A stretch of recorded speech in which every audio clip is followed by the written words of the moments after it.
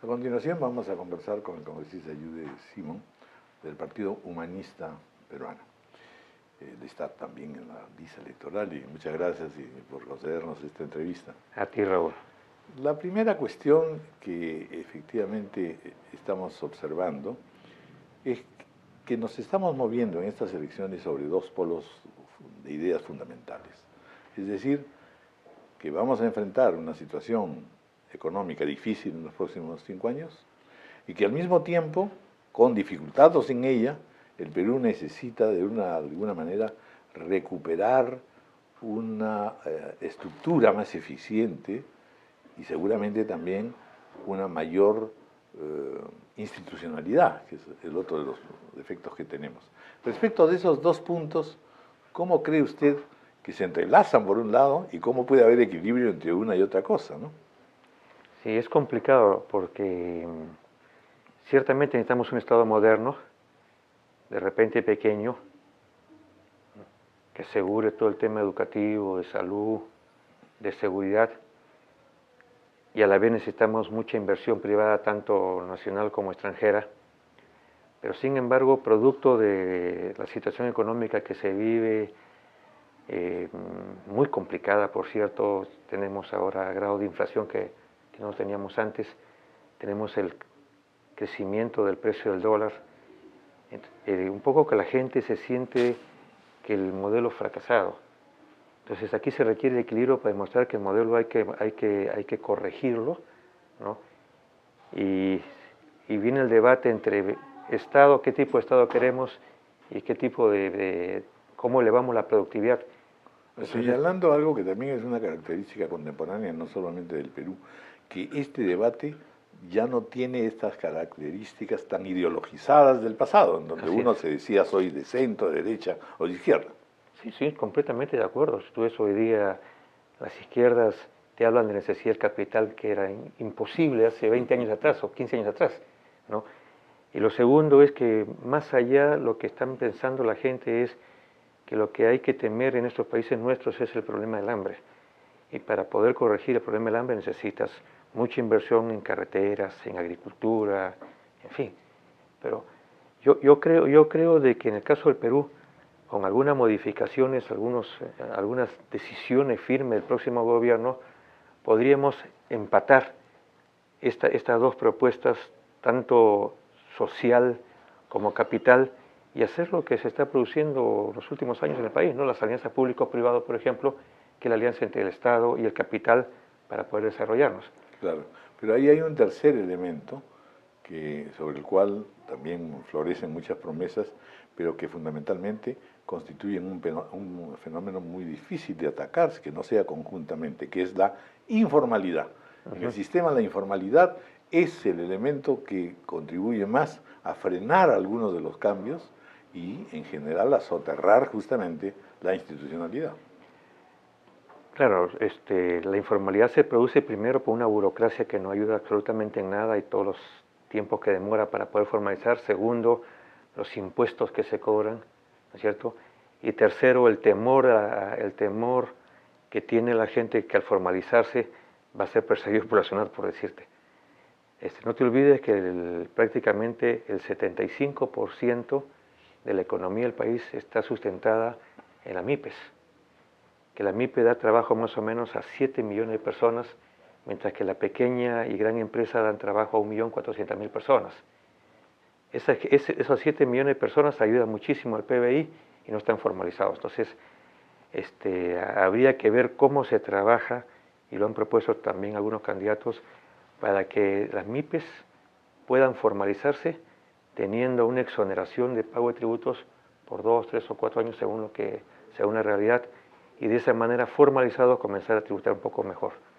Pero usted ha sido, señor Simón, pues presidente regional de Lambayeque, una acción que fue significativa, importante. Por eso me gustaría conocer su opinión sobre cuán difícil y cuán complejo es hoy día el tema de la descentralización en el país, qué correctivos había que plantearse, porque en definitiva, en términos presupuestales, en términos de realización de cosas, etc., Usted, por ejemplo, señala que debiera aproximarse mucho más a la institución básica, que es la propia naturaleza de las asociaciones de la gente, ¿no es cierto? Entonces, ¿qué hacemos con el nivel distrital, regional y nacional? Que andan en una fuerte competencia y por lo tanto, de alguna manera, se desarreglan entre sí. A ver, el proceso de centralización nació con fallas, pero no ha sido... La primera concesión fue, pues, decir, hacer coincidir departamento con regiones. ¿No? Que no era la regionalización soñada por nosotros, que en el país debía haber no más allá de 12 regiones. Y lamentablemente con la formación de cada departamento transformado en región, lo que produjo fue señores feudales. Nadie quiere perder su espacio territorial. Sin embargo, la parte positiva es que si tú te das cuenta cuánto, por ejemplo, exporta Lima con todas las industrias que tiene aquí y cuánto exportan las regiones, vamos a quedar con la sorpresa de que las regiones están exportando más que la capital de la República. Regiones como Ancash, como Libertad, como Ica, exportan mucho más. Y no solamente en los productos tradicionales. Así es, no, exactamente, los productos no tradicionales, ¿no? Pero además lo importante es que ya se tiene una identidad regional, se han logrado proyectos como Chaimochi, como Olmos, como Majes, estoy seguro que se va a lograr Puyango Tumbes, que ha sido producto del trabajo de las propias regiones.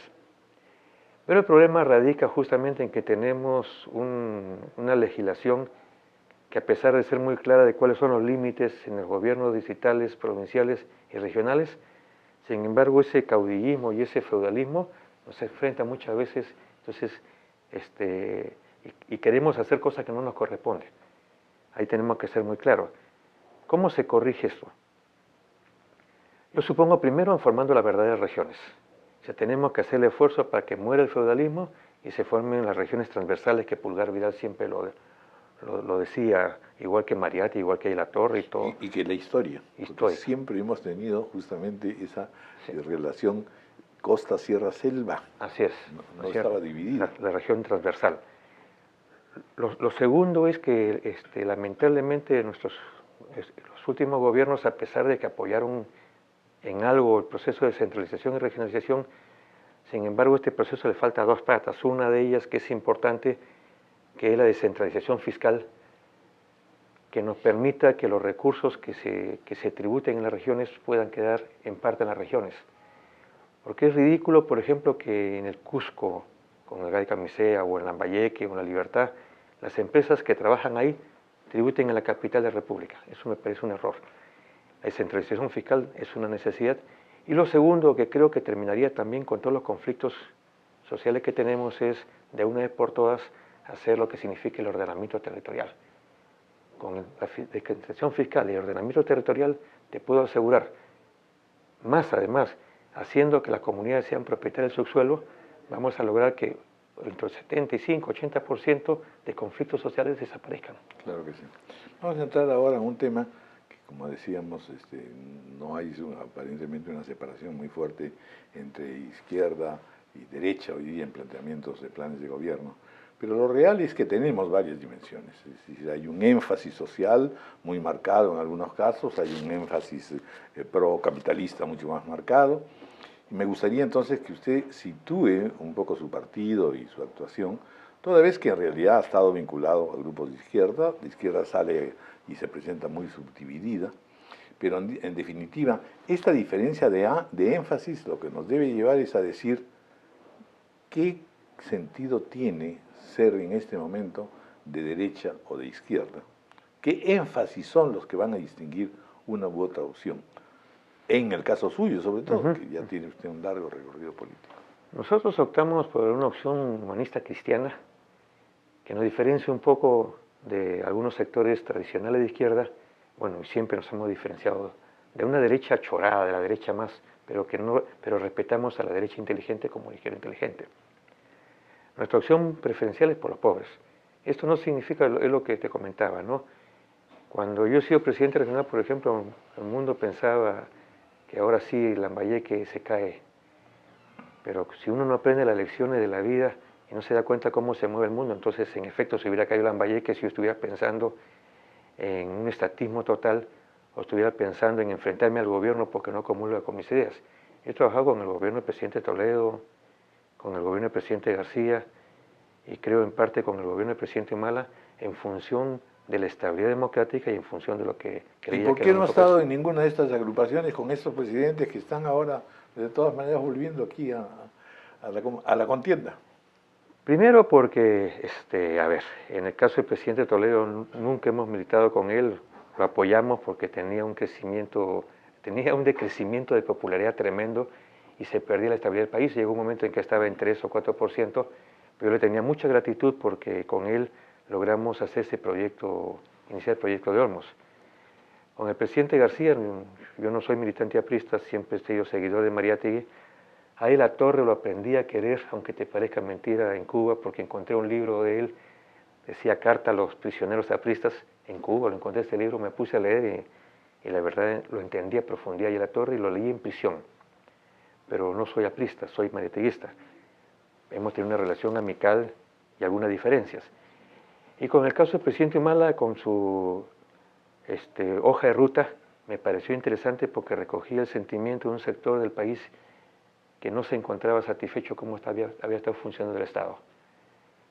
Pero tengo mi propia identidad porque voy más allá de, como te digo, más allá de ideologías. Usted tiene una ventaja y es que en realidad su experiencia política no es solamente de mando, sino también de prisión, de sacrificio, de persecución, en fin, ¿qué no ha sufrido usted? Sí, Es pues. decir, la política en realidad no es solamente esta cosa de la hazaña para avanzar y llegar a la presidencia, sino que hay pues un recorrido complejo, en un país complejo.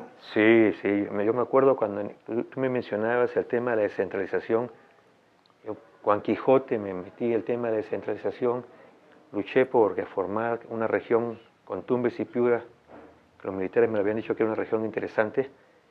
Yo aspiraba con Cajamarca y Amazonas, pero mis amigos del APRA, por ejemplo, me pusieron en cada caminata que hacíamos, porque hicimos una caminata de sacrificio de Lambayeque hasta Tumbes, dando a conocer por qué era importante formar esa región, me pusieron los pitbull, los perros, nos agarraron a pedradas, éramos mujeres, hombres, y sin embargo no guardo rencor a ello.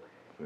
Y no guardo rencor porque creo que si hubiéramos dado ese paso, si no hubiéramos sido tan ciegos los gobernantes o los secretarios generales de los partidos, hoy día estaríamos gozando de un país mucho más moderno y aprovechando, incrementando la producción y productividad en función de 12 regiones, ¿no? Lamentablemente se ha perdido eso y discutíamos cuál debe ser la capital de las regiones.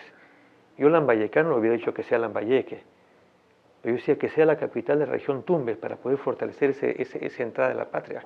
No fue entendido. Sí, yo creo que tengo la experiencia, pero creo que más importante esa experiencia ha sido de que en política tenemos que debatir ideas. Por eso que me dicen, oye, es muy conciliador. Él es muy teórico, muy conciliador. Sí, pero yo sigo insistiendo que creo que ese es el mejor camino para el Perú, sin decir que tenemos que pensar igual. Podemos diferenciarnos, pero tiene que ser en función a propuestas programáticas. Una última cuestión, porque el tiempo nos va ganando.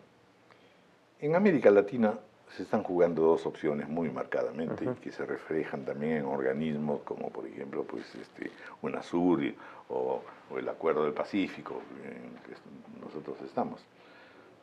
¿Siente usted que estas dos opciones son efectivamente tan definitorias que deben colocarnos en uno u otro lado? ¿O en términos de relaciones económicas y de integración latinoamericana debiéramos funcionar tratando de aproximar posiciones? Mira, yo soy un fanático de lo que significaba el acuerdo andino entre Perú, Bolivia, Ecuador, Venezuela, Chile y Colombia. Pero voté por la unidad también de Uruguay, en fin, ¿no? El acuerdo del Pacífico. Porque creo que el Perú no debe dejar ningún foro. Pero mi sueño es el sueño de bolivariano, pero en el mejor sentido de la palabra. Yo iría por allí. Somos parte de una misma nación, pero yo no dejaría de lado el Acuerdo del Pacífico. O sea, creo que el Perú tiene que aperturarse y si podríamos juntar estos dos tratados o estos dos pactos entre países, sería una maravilla. Esos dos foros son muy importantes para el país. Muy bien, muchas gracias, Yude. A ti, yo quiero darte un abrazo fraterno, decirte que siempre has sido un personaje muy importante para mí y para toda mi familia, porque te escuchamos, siempre te escucharemos. Mucho gusto. A ti.